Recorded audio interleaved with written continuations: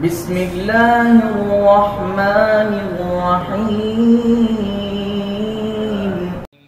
اما بعد فاعوذ باللہ السمیع العلیم من الشیطان الرجیم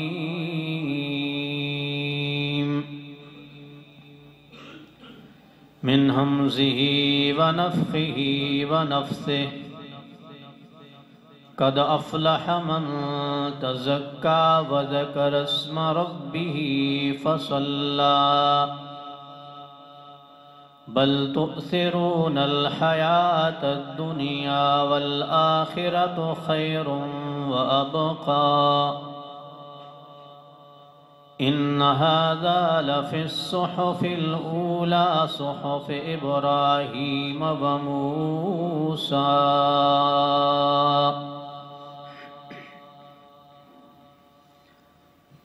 ارشاد باری تعالی ہے،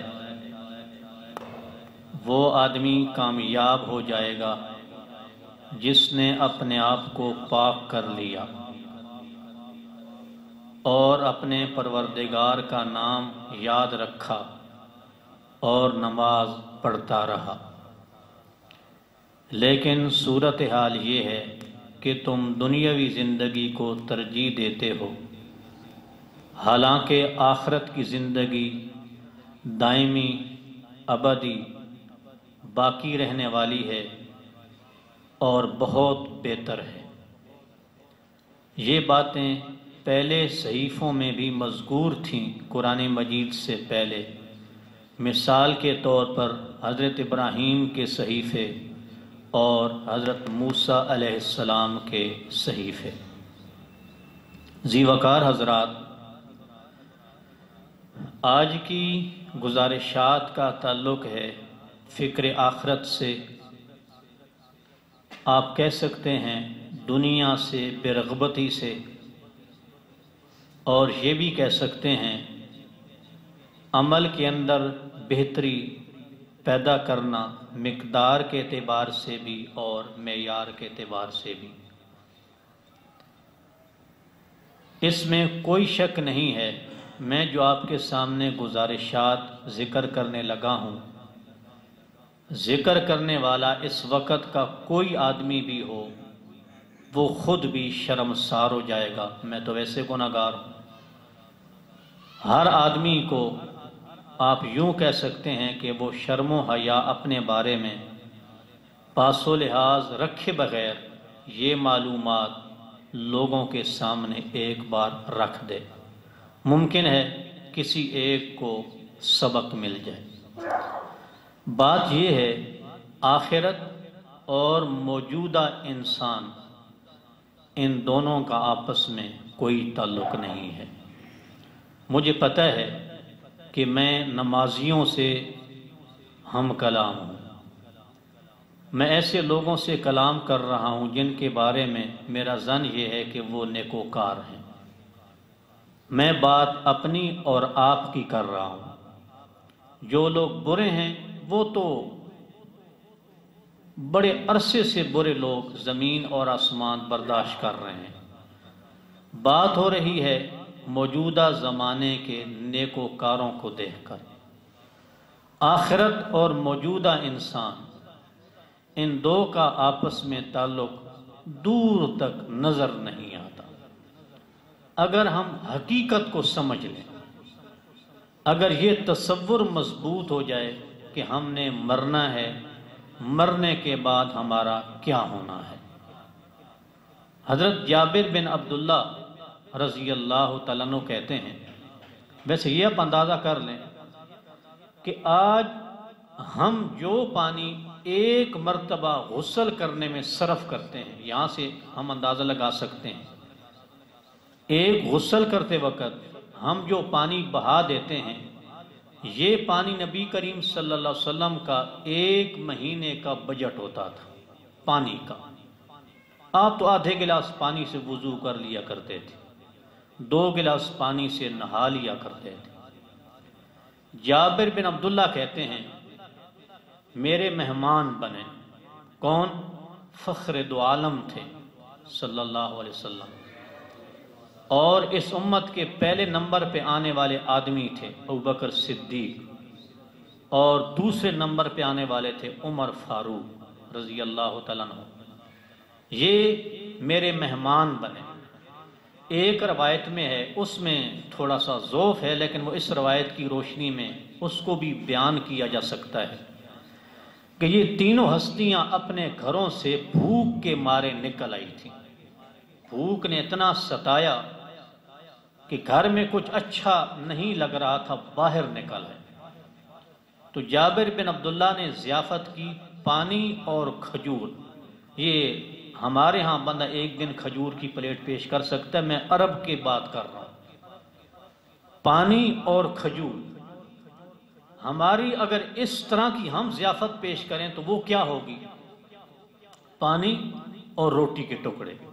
یہ پانی اور کھجور عربوں کے ہاں، اس کا معنی ہمارے ہاں یہ ہے کہ آپ پانی پیش کر دیں سادہ، اور ساتھ آپ روٹی کے ٹکڑے پیش کر دیں۔ یہ ان تین بڑی ہستیوں کی ضیافت کی گئی۔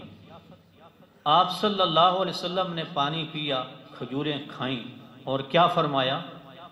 ان ھذا من النعیم الذی تسألون عنہ یوم القیامہ۔ یہ وہ نعمت ہے، قیامت کے دن اللہ تعالیٰ اس کے بارے میں بھی ہم سے سوال کریں گے۔ یہ سوال کس سے ہوگا؟ نبی کریم صلی اللہ علیہ وسلم سے، ابوبکر صدیق سے اور عمر فاروق سے۔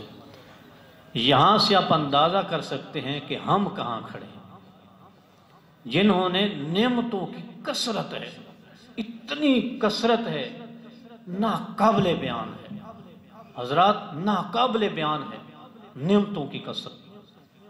اور ان نعمتوں کی کثرت نے ہمارے اندر ایک نئی چاہ پیدا کر دی، ہمارے پاس بھی کچھ ہونا چاہیے، اور ہم نے پھر وہ حاصل کرنے کے لیے بھاگ دوڑ کی اور ہم کامیاب ہو گئے۔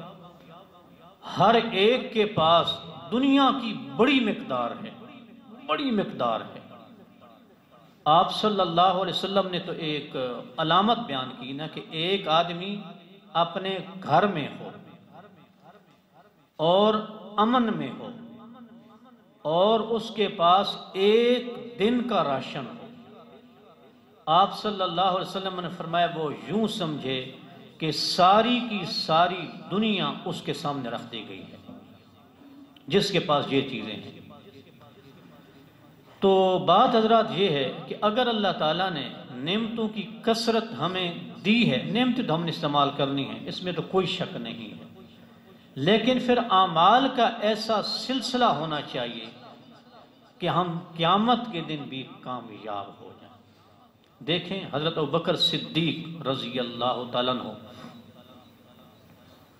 کیا کہتے تھے اب امت کے بارے میں، یعنی آپ ابوبکر صدیق کی 25 سالہ زندگی، 23 سال نبی کریم علیہ السلام کے ساتھ اور 2 سال آپ صلی اللہ علیہ وسلم کے بعد، 25 سالہ زندگی پڑھیں، ایک منٹ کے لیے بھی آپ کو قابل اعتراض بات نظر نہیں آئے، ایک منٹ کے لیے بھی اس آدمی نے کہیں اللہ کے رسول کی حکم عدولی کی ہو؟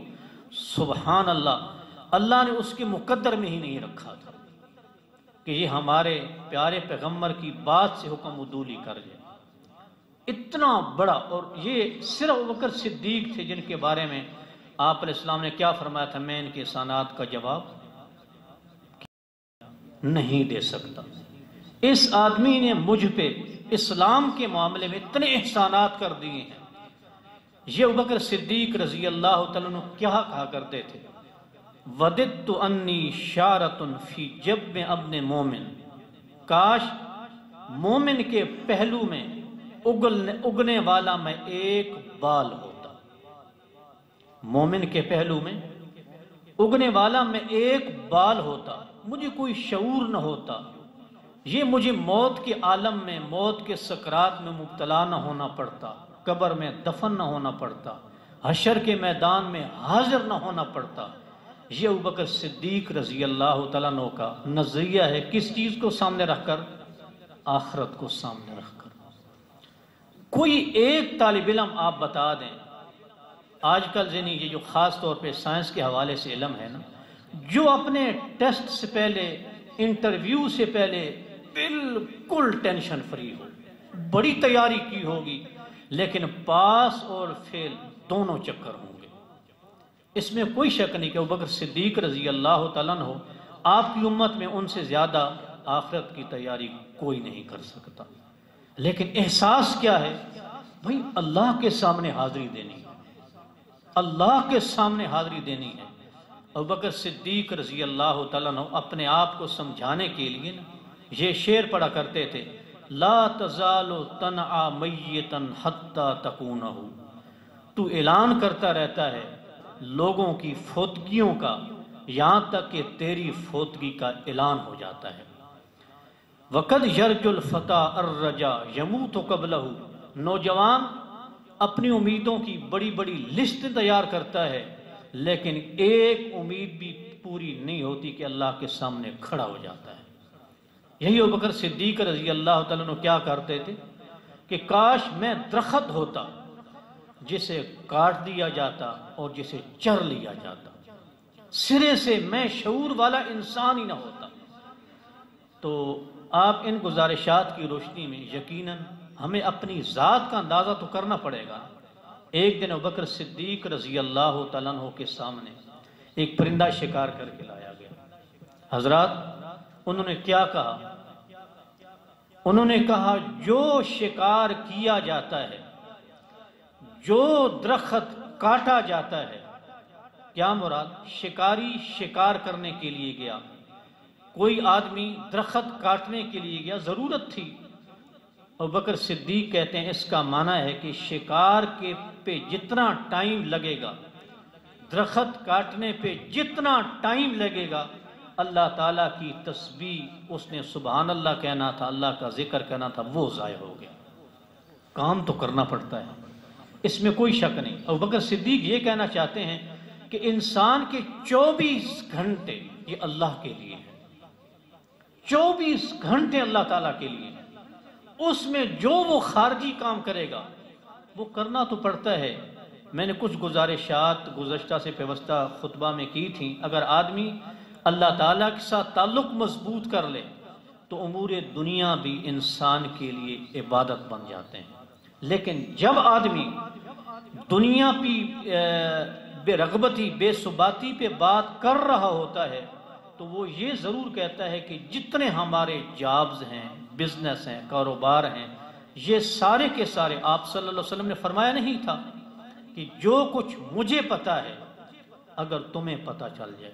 کیا پتا تھا آپ صلی اللہ علیہ وسلم کو؟ آخرت کے مناظر دیکھتے تھے، قبر میں عذاب ہو رہا ہے یہ چیزیں دیکھتے تھے، جہنم دیکھتے تھے، جنت دیکھتے تھے۔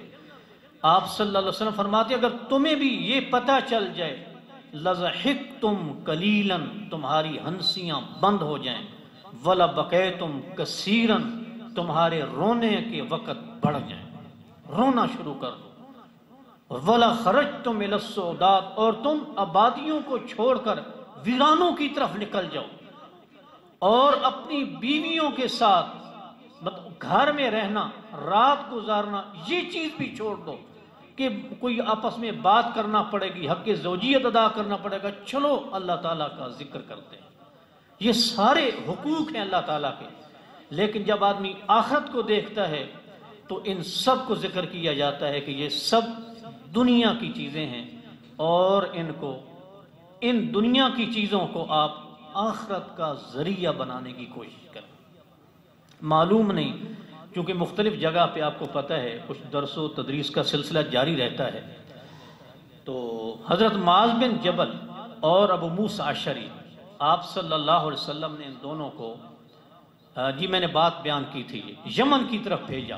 2 صوبے تھے یمن پہ، ایک میں حضرت معاذ کو، ایک میں حضرت موسیٰ کو، ابو موسیٰ کو۔ حضرت معاذ ابو موسیٰ کو ملنے کے لیے آئے، آپس میں کیا باتیں کی؟ ہاں جی، آپ قرآن مجید کی تلاوت کیسے کرتے ہیں؟ ابو موسیٰ رضی اللہ تعالیٰ عنہ کہا جی میں تو ہر وقت پڑھتا رہتا ہوں، بیٹھے کھڑے سواری پہ، رات کو دن کو، بس پڑھتا ہی رہتا ہوں۔ حضرت معاذ نے کہا جی میں تو رات کو قیام کرتا ہوں، زیادہ تلاوت رات کو کرتا ہوں۔ صحیح بخاری کی روایت ہے، وہ کہتے ہیں انی احتسب نومتی کما احتسب قومتی، جس طرح میں رات کے قیام کو باعث ثواب سمجھتا ہوں، اسی طرح میں اپنی نیند میں بھی اللہ تعالیٰ سے اجر و ثواب کی امید رکھتا ہوں۔ کیوں؟ جب آدمی اللہ تعالیٰ کی ہدایت کے مطابق چلے تو آپ سے کہا تھا کہ سارے کے سارے امور دنیا وہ اللہ تعالیٰ کے حکم کے مطابق ڈھل جاتے ہیں۔ اللہ تعالیٰ کے حکم کے مطابق چلے تو حضرات آخرت کا معاملہ نبی کریم صلی اللہ علیہ وسلم نے فرمایا، بہت باکمال بات ہے، آپ نے سوچنا ہے۔ الدنیا ملعون وملعون ما فیہا، دنیا اور دنیا میں جو کچھ ہے یہ سارے کا سارا لعنت شدہ ہے۔ کیا معنی؟ اللہ کی رحمت سے دور کرنے والی چیزیں ہیں یہ۔ اللہ کی رحمت سے ہمارے پاس بڑے بڑے پرشے کو گھر ہیں، اگر ان کی جگہ پہ جھونپڑی ہوتی دن رات تو پھر بھی گزر جاتا۔ آپ اپنی مسجد کو دیکھ لیں، نبی کریم علیہ السلام کے زمانے کی مسجد دیکھ لیں، گزارا تو پھر بھی ہو جاتا، لیکن اب کیا ہوگا؟ آپ جمعہ پڑھنے کے لیے آئے، باہر جمعے کے بعد موٹر سائیکلوں کی تعداد دیکھ لینا، اگر یہ نہ ہوتے ٹائم پر پیدل چل کے آ جاتے۔ اس طرح کی 1000 مثالیں آپ اپنی زندگی میں کر سکتے ہیں۔ میرے پاس 13-14 سوٹ ہیں، آپ کے پاس بھی ایسے ہوں گے، اگر 2 ہوتے ایک پہن لیتے ایک دھو لیتے، گزارا تو پھر بھی چل سکتا تھا۔ لیکن یہ جتنی چیزیں ہیں یہ انسان کو دور لے جانے والی ہیں۔ پھر آپ صلی اللہ علیہ وسلم نے ذکر مستثنا کیا کہ کوئی علم شرعی والے لوگ، عالم، یہ مراد نہیں، مثلا ہمارے ہاں کچھ اصطلاحات بن گئی نا، عالم آپ بھی ہو سکتے ہیں اگر آپ مطالعہ کرتے ہیں، اللہ کے فرائض واجبات کا علم ہے۔ ایک شرعی علم سکھانے والا، سکھلانے والا، اور اللہ تعالیٰ کے ذکر سے متعلقہ چیزیں، یہ 3 چیزیں ہیں جو دنیا میں اللہ کی لعنت سے بچ سکتی ہیں۔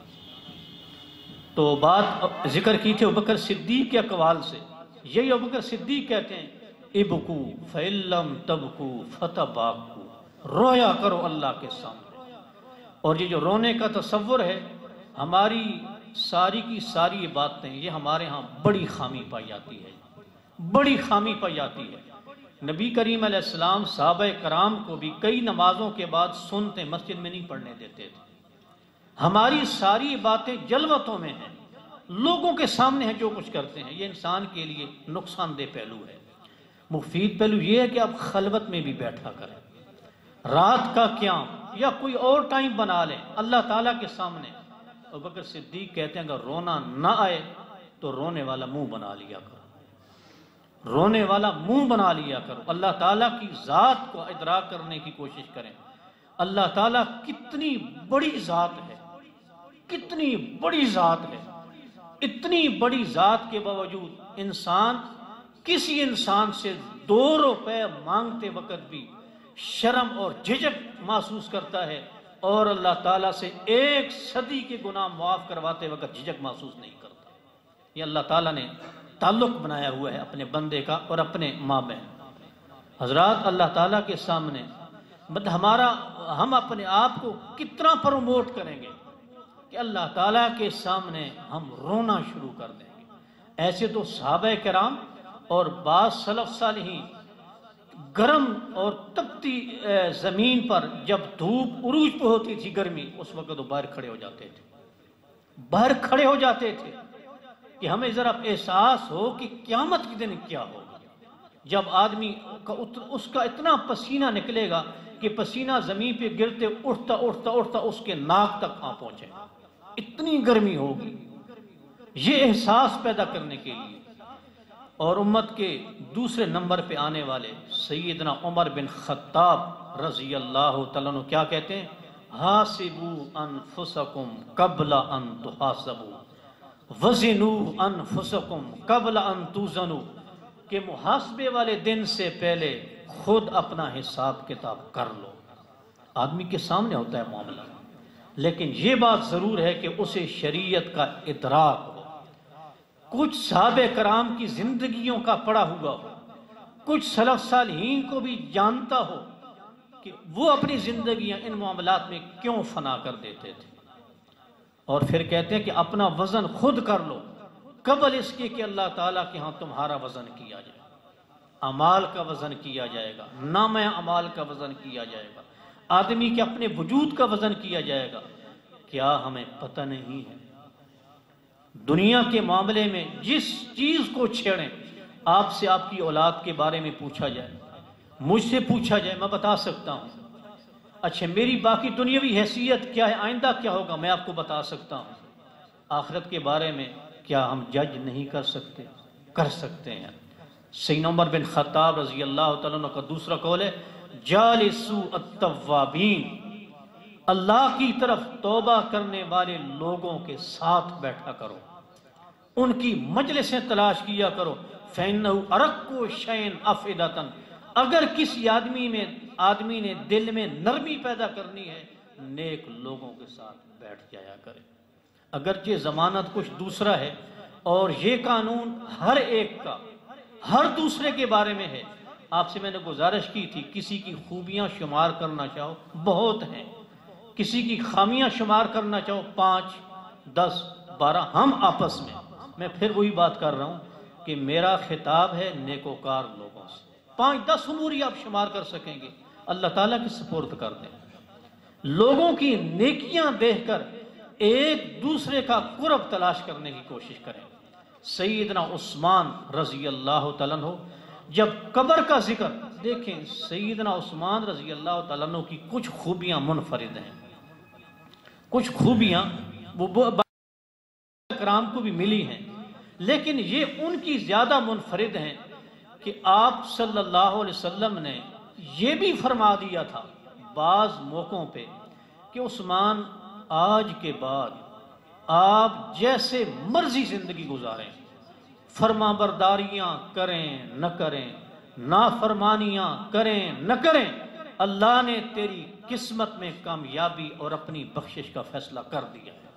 ایسی باتیں بھی جناب جب پوچھا جاتا تھا کہ جناب آپ قبر کی بات سن کے بڑا روتے ہیں، کیا کہتے تھے؟ دہشت ہوگی، وحشت ہوگی، اکیلا پن ہوگا، اکیلا پن، کوئی دوسرا نہیں ہوگا۔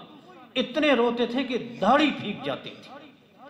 چوتھے نمبر پہ آنے والے سیدنا علی رضی اللہ تعالیٰ عنہ، ان کی صرف ایک مثال بیان کرتے ہیں، کہتے ہیں کہ بعض اوقات میرے صدقے کی مقدار ایک دن میں 40,000 دینار ہوتی تھی۔ 40,000 دینار، ایک دینار میں 4.5 ماشے سونا ہوتا ہے، 4.5 ماشے سونا، خود حساب کر لینا، 40,000 دینار۔ لیکن کہتے ہیں کہ میرا ذاتی عالم، میری ذاتی کیفیت یہ ہوتی تھی کہ میرے پیٹ پہ پتھر بندھے ہوئے ہوتے تھے بھوکا ہونے کی وجہ سے۔ اللہ خود بھوک برداشت کر رہے ہیں اور لوگوں کو 40,000 دینار کھلا رہے ہیں، خود بھوک میں کیا کرنا ہے۔ یہی وجہ ہے نا کہ آپ صلی اللہ علیہ وسلم نے سیدہ فاطمہ کو وہ زیور بھی منع کر دیا تھا جو ان کے لیے جائز تھا، کہ کیا کرنا ہے فاطمہ ان کو۔ ایک دن سیدہ عائشہ رضی اللہ تعالیٰ عنہ بیٹھی تھی، نبی کریم علیہ السلام کی وفات کا بعد کا واقعہ ہے۔ ایک انہوں نے قمیض پہنی ہوئی تھی، بڑی کھردی رف قسم کی، ردی قسم کی تھی، اور سیدہ عائشہ کہنے لگی کہ وہ لونڈی بیٹھی ہے، اس سے پوچھو یہ قمیض پہننا گوارا کرو گی؟ تو وہ کہے گی نہیں، یہ تو بہت گھٹیا ہے، یہ تو ردی ہے، میں تو یہ نہیں پہنوں گی۔ سیدہ عائشہ کہتی ہیں کہ یہ قمیض نبی کریم علیہ السلام کے زمانے میں شب زفاف گزارنے کے لیے، سہاگ رات گزارنے کے لیے دلہنیں مجھ سے ادھار لے کر جایا کرتی تھی۔ یہ نبی علیہ السلام کے زمانے میں آپ علیہ السلام کی صحابیات دلہنوں کا یہ لباس ہوتا تھا، ردی قسم کی قمیض۔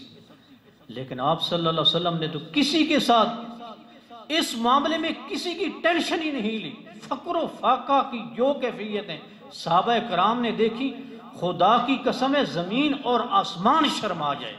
لیکن نبی کریم علیہ السلام نے کیا فرمایا تھا؟ لل فقر اخشا علیکم، مجھے تمہاری غربت کا کوئی ڈر نہیں ہے، کوئی ڈر نہیں۔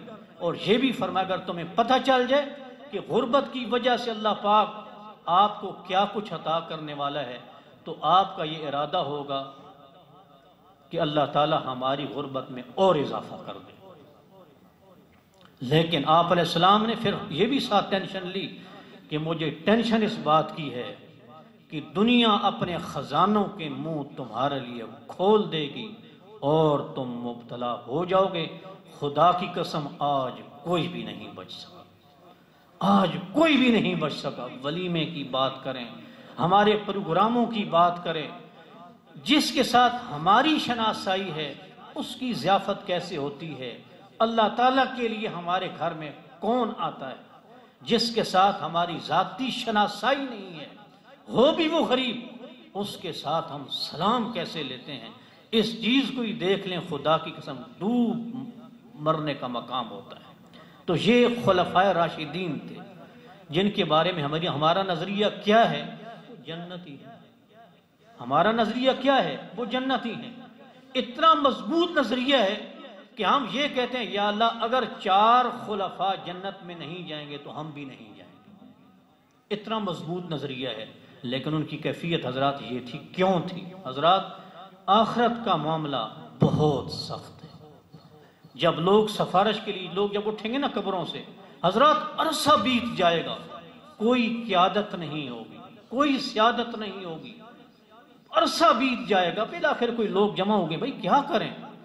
تو کوئی سمجھ آئے گی. بعض لوگوں کو حضرت آدم علیہ السلام کے پاس جاتے ہیں، جا کے حضرت آدم علیہ السلام کے فضائل بیان کریں گے. آدم آپ کو تو اللہ نے اپنے ہاتھ سے بنایا، اور کیا اللہ نے فرشتوں کو حکم دیا، فرشتوں نے آپ کو سجدہ کیا. نوری مخلوق نے خاکی مخلوق کو سجدہ کیا. مہربانی کریں اللہ پاک سے کہیں کوئی اگلا سلسلہ شروع کریں، ہم کیا کریں؟ حضرت آدم علیہ السلام حضرات اس غلطی کا ذکر کریں گے جو اللہ ان کی زندگی میں معاف کر چکے ہیں. حضرت ابراہیم بھی، حضرت نوح کے بعد آئیں گے حضرت ابراہیم، حضرت موسیٰ، حضرت عیسیٰ. حضرت موسیٰ تک یہ چاروں پیغمبر ایک غلطی کا ذکر کریں گے جو ان کی زندگی میں معاف ہو چکی ہے، لیکن وہ کہیں گے بھائی اللہ کے سامنے ہم نہیں جا سکتے. اگر اس نے اس گناہ کا ذکر کر دیا، تم کون سا منہ لے کر میرے پاس آئے ہوئے، ہم کیا کریں گے؟ ہم نہیں جائیں گے. ایک حضرت عیسیٰ علیہ السلام ہیں جو اپنے گناہ کا ذکر نہیں کریں گے، لیکن وہ مشورہ دیں گے کہ نبی کریم علیہ السلام کے پاس چلے جاؤ. نبی کریم علیہ السلام کے پاس لوگ آ جائیں گے، آپ علیہ السلام چلیں گے مقام محمود پہ. حضرات 3 سجدے کریں گے، ایک سجدے کی مقدار 7 دن ہوگی. 7 دنوں کا ایک سجدہ ہوگا. 21 دنوں میں 3 سجدے پورے ہوں گے. پھر رب العالمین کی طرف سے پیغام آئے گا، جی کیا کہنا چاہتے ہیں آپ کہیں، آپ کی بات سنی جائے گی. پھر حساب کتاب شروع ہوگا. حضرات اتنے بڑے پیغمبر جن کو اللہ نے منتخب کیا، وہ اس غلطی کی بنا پہ، وہ واضح طور پہ گناہ نہیں ہوتا تھا. انبیاء کرام واضح طور پہ گناہ نہیں کر سکتے، بھول چوک کی وجہ سے غلطی ہو جاتی تھی. انبیاء کرام معصیت سے معصوم ہوتے ہیں، نافرمانی نہیں کر سکتے ہوتے، لیکن غلطی ہو جاتی ہے، خطا ہو جاتی ہے بھول چوک کر. اس کی وجہ سے وہ اللہ کے دربار میں حاضر نہیں ہونا چاہیں گے. پھر ابوبکر صدیق رضی اللہ تعالیٰ عنہ کا ڈرنا تو ٹھیک ہے. پھر ابوبکر صدیق کا یہ کہنا کہ کاش میں چارہ ہوتا، میں درخت ہوتا، مجھے کاٹ لیا جاتا، مجھے جانور چر لیتے. جب حضرت آدم، حضرت نوح، حضرت ابراہیم، حضرت موسیٰ، حضرت عیسیٰ، یہ 5 ہستیاں اللہ کے دربار میں نہیں جا سکتی، سیدنا ابوبکر صدیق کو تو ڈرنا ہی پڑے. حضرات آخرت کا تصور، آخرت کے لیے نبی کریم علیہ السلام نے ویسے نہیں فرما دیا ان بین ایدیکم عقبۃ قعودا، تمہارے سامنے دشوار گزار گھاٹیاں. حضرات ہمیں تو یہ بھی علم نہیں ہے کہ موت کے وقت، یہ جو ہمارا ایک ناقصہ سلسلہ ہے اعمال کا، کیا ہمیں یقین ہے کہ موت کے وقت یہ ہوگا؟ کوئی یقین نہیں. آپ صلی اللہ علیہ وسلم نے فرمایا کسی کی تعریف فوراً نہ کیا کرو جب تک یہ نہ دیکھ لو کہ وہ مرتا کیسے. حضرات ہمیں تو یہ بھی یقین نہیں ہے کہ ہم ایمان کی اسی کیفیت پہ اللہ تعالیٰ کے پاس جائیں گے. کمزوری کا اندازہ کر لیں. آپ کو حسن ظن تو ہوگا اللہ تعالیٰ کے بارے میں، لیکن یہ کہہ تو نہیں نہ سکتے. اور جس ایمان کی حالت میں ہم ہیں کیا یہ قبول ہے؟ یہ بھی ایک الگ ٹینشن ہے کہ جو ہم عمل کر رہے ہیں. اللہ تعالیٰ نے سورہ مومنون میں فرمایا نا، میں آپ کے سامنے خلاصہ بیان کر دیتا ہوں کس طرح ہے. ينفقون ما آتوا وقلوبهم وجلہ، وہ غلطی نہ ہو جائے کہ کچھ لوگ صدقہ و خیرات کرتے ہیں اور ان کا دل ڈر رہا ہوتا ہے. سیدہ عائشہ نے نبی کریم علیہ السلام سے ایک سوال کیا کہ حضور یہ ڈر کیوں رہا ہوتا ہے؟ یہ بیچ میں بدکار ہوتے ہیں، یہ چور ہوتے ہیں کہ وہ صدقہ کر رہے ہیں لیکن چوری اور بدکاری کی وجہ سے ڈر بھی لگ رہا ہوتا ہے. آمن لا یا بنت صدیق، میرے صدیق کی بیٹی، تم نے آیت کے مفہوم کو صحیح نہیں سمجھا. یہ وہ لوگ ہوں گے جو نماز بھی پڑھتے ہیں، صدقہ بھی کرتے ہیں، حج بھی کرتے ہیں، بڑی بڑی نیکیاں کرتے ہیں، لیکن ڈر یہ ہوتا ہے کہ اگر اللہ نے یہ قبول نہ کیا تو کیا بنے گا. اگر اللہ نے یہ قبول نہ کیا تو کیا بنے گا. ابوبکر صدیق کا ڈرنا پھر ٹھیک تھا. سیدنا عثمان کا یہ کہنا اور سیدنا عمر کا یہ کہنا کہ نیک لوگوں کے پاس بیٹھو. حج کے موقع پہ حضرت عمر رضی اللہ تعالیٰ نے جب آخری حج کیا تھا نا، تو ان کو یہی ٹینشن تھی کہ میں نے اویس کو تلاش کرنا ہے، کیونکہ نبی علیہ السلام نے فرمایا تھا اویس سے بخشش کی دعا کروانا. ہاں جی، اویس آیا، یمنیوں کو جمع کرو. بالآخر حضرت عمر رضی اللہ تعالیٰ نے اویس کو تلاش کر لیا. تابعی تھے نا، صحابی تو نہیں تھے، اور عام صحابی اویس سے بات نہیں کر رہے، سیدنا عمر کر رہے ہیں، حق و باطل کے درمیان فرق کرنے والے. ملے اویس کو اور کہا اویس میرے لیے بخشش کی دعا کر دو. جی سیدنا عمر رضی اللہ تعالیٰ عنہ. حضرات بات یہ ہے کہ آپ علیہ السلام فرماتے ہیں تمہارے سامنے بڑی دشوار گزار گھاٹیاں ہیں، پھر موت کا عالم ہوگا. سبحان اللہ، جو نبی کریم صلی اللہ علیہ وسلم پر بھی بڑا سخت تھا. موت کے بعد پھر کیا کچھ ہوتا ہے بس آپ جانتے ہیں. قبر کی زندگی شروع ہوگی. فرعون بھی تو مرا تھا نا، آل فرعون اس کے ساتھ. آج سے 3300 سال پہلے فرعون دنیا سے دفع ہو گیا تھا. 33 صدیاں ہو گئی ہیں. کیا فرماتے اللہ تعالیٰ؟ النار یعرضون علیہا غدوا وعشیا، کہ فرعون اور آل فرعون پر صبح و شام آگ پیش کی جا رہی ہے اللہ تعالیٰ کی نافرمانیوں کی وجہ سے. حضرات 33 صدیاں تو ہو چکی ہیں. 33 صدیاں. اگر ہم میں سے کوئی مرتا ہے اور اللہ پاک کا دوسرا سلسلہ شروع ہو جاتا ہے، کیا پتہ صدی گزرے گی قیامت کو 2 صدیاں باقی ہیں، 4 صدیاں باقی ہیں. کتنی دشوار گزار گھاٹیاں ہیں. قبر سے اٹھ پڑے، 50,000 سال کا دن شروع ہو گیا. سیدہ عائشہ نے پوچھا نا آپ صلی اللہ علیہ وسلم کو سے کہ حشر کے میدان میں بھی کوئی پیارے یاد آئیں گے یا نہیں؟ ماں ہو گئی، باپ ہو گیا، بیٹے ہو گئے. آپ علیہ السلام نے فرمایا ان کی فکر تو ہوگی بندے کو، لیکن 3 مراحل ایسے ہیں جب آدمی کو بلایا جائے گا کہ آئیں بھائی آپ کے اعمال کا وزن ہونے لگا ہے، پہنچیں ترازو کے پاس. اور دوسرا جب اعمال نامے اڑ پڑیں گے، کسی کے دائیں ہاتھ میں کسی کے بائیں ہاتھ میں آ رہا ہے اس وقت. اور تیسرا جہنم کے اوپر نصب شدہ پل صراط سے گزرتے وقت. ان 3 مراحل میں کسی کو کسی کی کوئی فکر نہیں ہوگی. ہر ایک کو اپنی جان کی پڑی ہوگی، بھائی ہاں بچ جائے. اتنی ٹینشن ہوگی کہ ایک آدمی کو کوئی ماں کی، بیٹی کی، بیگم کی، کسی کا کوئی مطلب ہے کہ فکر ٹینشن نہیں ہوگی. بس ایک ہی معاملہ ہے، بھائی میں بچ جاؤں یہاں سے، میں بچ جاؤں یہاں سے. حضرات آپ صلی اللہ علیہ وسلم فرمایا تمہارے سامنے دشوار گزار گھاٹیاں ہیں. اتنی دشوار گزار کہ جب لوگ جو جہنم کا پل صراط عبور ان کے بارے میں یقین ہو جائے گا کہ جنت میں پہنچ جائیں گے. جب جہنم کے پل صراط سے گزر جائیں گے تو ان کو پھر روک لیا جائے گا. آپ صلی اللہ علیہ وسلم نے جب جنت میں گئے نا تو آپ فرماتے ہیں میں نے دیکھا مسکین ہی نظر آتے تھے، فقیر ہی نظر آتے تھے. میں نے پوچھا کہ میری امت کے امیر لوگ کدھر ہیں؟ مجھے جواب دیا گیا کہ پل صراط کے بعد اور جنت سے پہلے ان کو پھر روک لیا گیا ہے. ابھی تک ان کی کانٹ چھانٹ اور ہونی ہے، ابھی تک قطر و بیونت اور ہونی ہے ان کی. ٹھیک ہے جہنم میں تو وہ جہنم سے تو بچ گئے ہیں، لیکن ابھی تک جنت میں داخل ہونے کے وہ حقدار نہیں ہیں. حضرات جہنم سے بچ چکے ہیں، سلسلہ ابھی تک بھی ختم نہیں ہوا۔ ان بین ایدیکم عقبۃ قعودا، اپنی ذات ناخن سے لے کے سر کے آخری بال تک سب سے پہلے اپنی تربیت کرنے کی کوشش کریں، اور اس کے لیے وہ اینک اتار لیں جس کی روشنی میں دوسروں کے نقائص دیکھ کر ہم اپنے آپ کو نیک سمجھتے ہیں۔ یہ سب سے بڑی خرابی ہے جو میں اللہ تعالیٰ کے قریب نہیں ہونے دیتی۔ بھئی میرے اندر غلطی ہے، اس کی وجہ سے آپ کے اندر غلطی کیوں آئے؟ آپ کے اندر ہے، اس کی وجہ سے میرے اندر کیوں آئے؟ خدا کی قسم جب آدمی سوچتا ہے تو کہتا ہے کہ سب مجھ سے اچھے ہیں، میں سب سے برا ہوں۔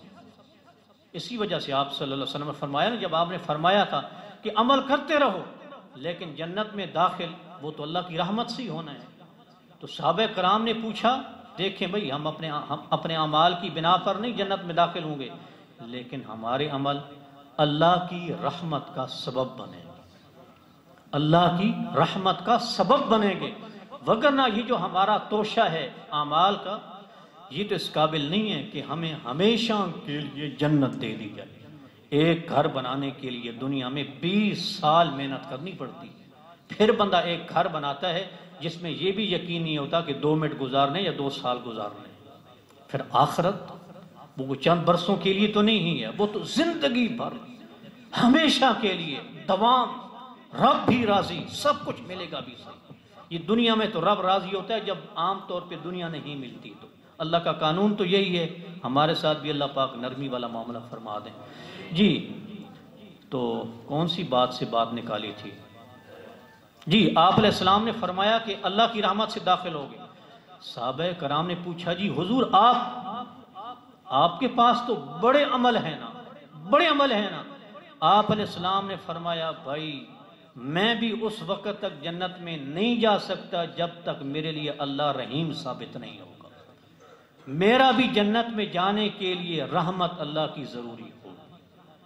مطلب ہے کہ ہر آدمی کو حضرات پتہ تو ہوتا ہی ہے، ہر بیٹے کو پتہ نہیں ہے کہ میرا باپ مجھ پہ کتنا راضی ہے، میاں بیوی کو پتہ نہیں ہے کہ ہم ایک دوسرے کے لیے کیا ہیں، تو رب العالمین کے لیے ہمارے سامنے کوئی ایسی اینک لگ جاتی ہے جس میں سے نظر نہیں آتا۔ ایسی بات نہیں ہونی چاہیے۔ حضرات آدمی آیا ہی اس سفر کے لیے، یہاں دنیا میں آیا ہی اس سفر کے لیے ہے، جب کوئی آدمی مر جاتا ہے اللہ کا مقصد پورا ہو جاتا ہے۔ میں نے جس مقصد کے لیے بندے کو دنیا میں بھیجا تھا وہ مقصد پورا ہو گیا ہے۔ عبداللہ بن عباس رضی اللہ تعالیٰ عنہ کہتے ہیں اللہ تعالیٰ نے دنیا کے کل 3 حصے بنائے ہیں، غور کریں گے، دنیا کے کل 3 حصے بنائے ہیں، ایک حصہ مومن، ایک حصہ منافق اور ایک حصہ کافر۔ کیا کہتے ہیں جی؟ مومن کا کیا کام ہے؟ یتزود، زاد راہ آخرت کے لیے اکٹھا کرتا رہے، زاد راہ آخرت کے لیے اکٹھا کرتا رہے۔ بڑی خوبصورت مثال ہے غزوہ خندق میں، جب صحابہ کرام نے غزوہ خندق کھودی نا، کل 10 دن تھے اور فوجی بھی 600-700 تھے، اور تقریباً کوئی 2.5 کلومیٹر خندق کھودنی تھی، تقریباً 2.5 کلومیٹر خندق کھودنی تھی، اور وہاں بھوک کا یہ عالم تھا کہ نبی کریم صلی اللہ علیہ وسلم نے بھی پیٹ پہ پتھر باندھا ہوا تھا، پیٹ خالی تھے، خندق کھودتے رہے۔ پھر دشمن آ گیا، 10,000 کا لشکر، نہیں 600-700 آدمی تو نہیں تھے، زیادہ افراد تھے جی، کوئی 3,000 پلس تھے، کیونکہ وہ 700 فوجی تو غزوہ احد میں تھے نا۔ 2 سال کے بعد 1100-1200 لگا لیں، اندازہ عام طور پہ لکھا تو نہیں گیا، وہ ذرا سبقت لسانی ہو گئی، 10,000 لشکر آ گیا جی۔ اور صحابہ کرام اتنے پریشان ہوئے کہ اللہ پاک کہتے ہیں وَبَلَغَتِ الْقُلُوبُ الْحَنَاجِرَ، صحابہ کرام کے کلیجے منہ کو آتے تھے، اتنے پریشان ہو گئے، کوئی حربہ نہیں تھا، اس دشمن کو بھگائیں کیسے؟ بالآخر اللہ تعالیٰ نے ہوائیں چلائیں، وہ دشمن خود بھاگ گیا۔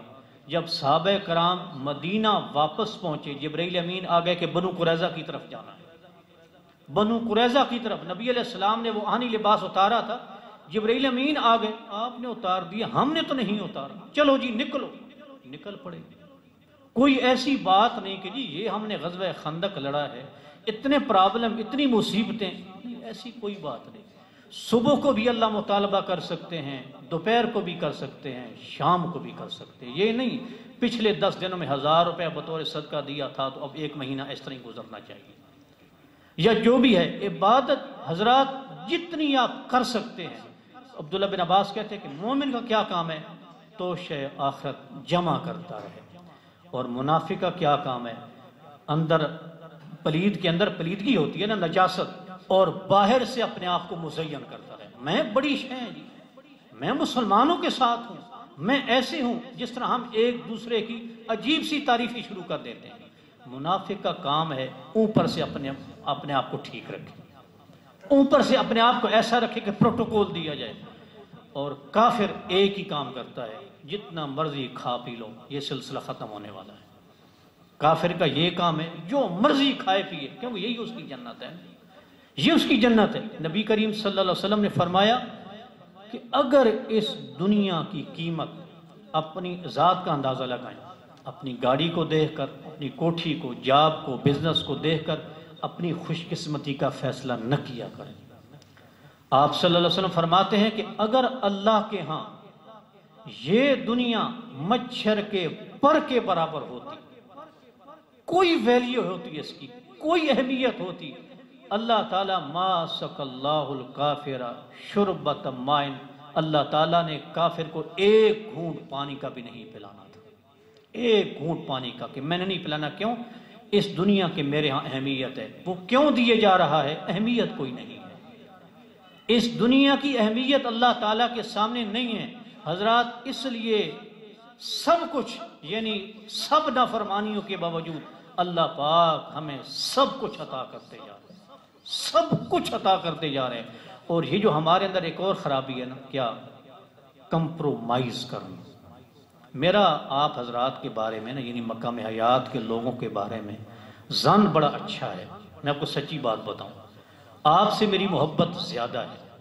میری توقع کچھ، میں نے دوسرا جمعہ ہے میرا یہاں کافی عرصے کے بعد، میری توقع کچھ اس طرح تھی کہ کافی حاضرین ہوں گے جمعہ شروع کرتے وقت۔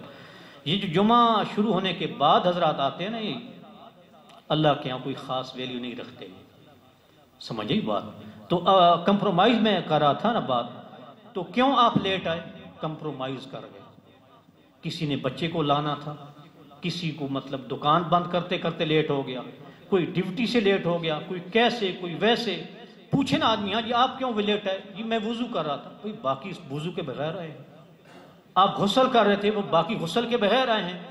یہ جو کمپرومائز ہے نا اللہ تعالیٰ کے ساتھ، اس وجہ سے آدمی کو نور ایمان نہیں ملتا، لذت نہیں ملتی، حلاوت نہیں ملتی۔ عمر بن خطاب جمعہ پڑھا رہے تھے۔ عمر بن خطاب امت کے کتنے نمبر پہ آنے والے بندے ہیں؟ دوسرے نمبر پہ۔ اور تیسرے نمبر پہ کون ہے؟ بولے نا جی، سیدنا عثمان۔ حضرت عمر خطبہ جمعہ دے رہے تھے، حضرت عثمان خطبہ جمعہ شروع ہونے کے بعد آئے۔ اس اللہ تعالیٰ کے بندے نے حضرت عثمان کی یہ تاخیر برداشت نہیں کی، سب کے سامنے پوچھا کیوں لیٹ آ رہے ہو؟ حضرت عمر حضرت عثمان سے حاضرین کے سامنے پوچھ رہے ہیں تم لیٹ کیوں آ رہے ہو؟ اتنی جرت دیں گے آپ؟ نہیں۔ یہ زمانہ اور ہے، یہ زمانہ بناوٹی عزتوں کا ہے حضرات۔ بات ذرا کچھ اور سے اور ہو گئی ہے۔ تو ہر آدمی نے جو آخرت کا معاملہ ہے دنیا سے ایک اعتبار سے بالکل مختلف ہے، کہ دنیا میں کوئی امتحان، کوئی ایگزام ٹیسٹ ایسا نہیں ہے جو بغیر شیڈیول کے ہو۔ کوئی بھی ایسا ٹیسٹ نہیں ہے جو بغیر شیڈول کے ہو، آسان سے آسان تک، مشکل سے مشکل ترین۔ آپ کو ٹائم دیا جائے گا، ہاں جی تیاری کریں۔ اچھا، صرف آخرت کا جو امتحان ہے اس اعتبار سے بالکل ڈیفرنٹ ہے کہ یہیں آپ ختم ہو سکتے ہیں، ہم سب ختم ہو سکتے ہیں۔ پتہ نہیں شام کا سورج ڈوبتا دیکھیں گے، یعنی رات کو سوتے وقت ہم کون سی دعا پڑھتے ہیں؟ ان امسکتنی فرحمنی الہی، اپنی روح تیری طرف بھیج رہا ہوں، اگر اس کو تو روک لے اور میں اٹھنے ہی نہ پاؤں تو مجھ پہ رحم کر دینا۔ یہ سوتے وقت ہم دعا پڑھتے ہیں، کچھ روح تو نکلتی ہے نا، اور باقی اللہ نکال لیں سونے کے دوران ہی، تو مجھ پہ رحم فرمانا، اور اگر تو مجھ پہ واپس کر دے، روح لوٹا دے، تو پھر اس کی حفاظت کرنا جس طرح تو نیک بندوں کی حفاظت کرتا ہے۔ پھر جب اٹھتا ہے الحمدللہ الذی عافانی فی جسدی ورد علی روحی واذن علی بذکرہ، تعریف تیرے لیے ہے، تو نے میرے جسم میں عافیت عطا کی۔ نیند میں جسم اپنے آپ کو مرمت کرتا ہے، اور کیا آگے، آفانی فی جسدی ورد علی، میری روح واپس کر دی، واذن علی بذکرہ، اور اپنا ذکر کرنے کی اللہ نے مجھے توفیق دے دی۔ جو آدمی لیٹ اٹھے گا نا، فجر کی نماز نہیں پڑھے گا، وہ یہ دعا نہ پڑھا کرے بھائی، وہ تو جھوٹا ہوگا نا، اللہ نے اسے کہاں ذکر کی توفیق دی۔ حضرات غور کریں، آخرت کو پہچانیں، آخرت کی گھاٹیاں دشوار گزار گھاٹیاں ہیں، دشوار گزار گھاٹیاں ہیں۔ نعمتیں اگر اللہ تعالیٰ نے آپ کو دی ہیں، کوئی نعمت ضائع نہ ہونے دیں، کوئی نعمت ضائع نہ ہونے دیں۔ کہتے ہیں ایک آدمی، آخری بات کرتے ہیں، ایک اللہ کے بزرگ اللہ تعالیٰ کے بندے کے پاس گیا اور کہنے لگا کہ میرے رزق میں بڑا اضافہ ہوتا ہے، بہت اضافہ، سوچ سے زیادہ۔ اسے بزرگ نے غالباً یہ مکئی کی روٹی ٹوٹ جاتی ہے، ذرے گرتے ہیں اس کے، اسے کہا کہ یہ مکئی کی روٹی کھاتا جا وہاں، اور وہاں سے پھر واپس آ۔ وہ کھاتا گیا، جہاں اس سے وہ ذرہ گرتا تھا نا، وہ اٹھا کے صاف کر کے کھا لیتا تھا، جہاں بھی گرتا تھا۔ تو وہ سمجھ گیا کہ بھئی تو اللہ کی نعمتوں کی قدر کرتا ہے، اس لیے اللہ تعالیٰ تجھے عطا کیے جا رہے ہیں۔ اللہ تعالیٰ کی کوئی نعمت ضائع نہ ہونے دیا کریں۔ وضو بھی ہے نا، تو اس میں بھی آپ نے پانی حساب سے استعمال کرنا ہے۔ نبی کریم صلی اللہ علیہ وسلم نے تو شدید بھوک کے بعد سادہ پانی اور کھجوریں کھائی تھی، اور فرمایا تھا اس کا بھی حساب ہوگا ابوبکر صدیق اور عمر فاروق سے۔ اس لیے حضرات ابوبکر صدیق کا شعر دوبارہ پیش کرتے ہیں کہ لا تزال تنعا میتا حتی تکونا، تو یہ اعلان کرتا رہتا ہے کہ فلاں مر گیا، فلاں مر گیا، یہاں تک کہ تو خود میت بن جاتا ہے۔ نوجوان کے سامنے بڑی امیدیں ہوتی ہیں، امیدوں سے پہلے اللہ کے پاس پہنچ جاتا ہے۔ اللہ تعالی ہم سب کو حق سمجھنے اور حق پر عمل پیرا ہونے کی توفیق عطا فرمائے۔ کوئی عمل، کوئی سنت اس کو چھوڑے کہ وہ چھوٹا ہے یا بڑا، اس طرح نہ کیا کریں۔ کوئی گناہ چھوٹا یا بڑا چھوڑے، سمجھے اس بات کو کہ اس سے اللہ راضی ہوتا ہے اور اس سے اللہ ناراض ہوتا ہے۔ ناراضگی اللہ تعالیٰ کی چھوٹی بھی بہت بڑی ہے، اور رضامندی اللہ کی چھوٹی بھی بہت بڑی ہے۔ اللہ تعالیٰ کے پاس حضرات بڑے خزانے ہیں، رضامندیوں کے بھی، ناراضگیوں کے، رضامندیوں کے بھی، ناراضگیوں کی بھی۔ جب چاہے، آپ صلی اللہ علیہ وسلم نے ایسے نہیں فرمایا کہ ایک آدمی عمل کرتا رہتا ہے، جنت کتنے قریب پہنچ جاتا ہے؟ 18 انچ، ایک ہاتھ کا فاصلہ، بس عمل کیا، چھلانگ لگائی، جنت میں پہنچ جائے گا۔ لیکن پھر ایسے عمل شروع کر دیتا ہے کہ جنت اس کے حصے میں نہیں آ سکتی، جنت اس کے حصے میں نہیں آ سکتی۔ اچھے انجام کی دعا کیا کریں۔ دعا اجتماعی نہ کرنے کا یہ معنی نہیں ہوتا کہ ہم دعا چھوڑ دیں۔ کچھ اختلافات ہوئے اپنی جماعت سے، دعا نہیں کرتے، ہاں تو دعا کیا کریں، اور لوگوں کو ہنستے مسکراتے چہرے کے ساتھ ملا کریں۔ یہ موڈ چھوڑ دیں۔ یہ تو نبی کریم صلی اللہ علیہ وسلم کو عبداللہ بن ام مکتوم جیسے نابینے صحابی کے سامنے موڈ بنانے کی بھی اجازت نہیں تھی۔ سمجھ آئی؟ بالکل خندہ پیشانی کے ساتھ، ایسے لگے کوئی جناب ہمارے والد گرامی کا جاننے والا۔ خاندانی لوگ اپنے باپ کے مطلب ہے کہ دوستوں کا زیادہ خیال رکھتے ہیں نا، بس ایسی سمجھا کریں۔ اللہ تعالی ہمیں قدر والا اور دوسروں کی قدر کرنے والا بنائے۔ وآخر دعوانا الحمدللہ رب العالمین۔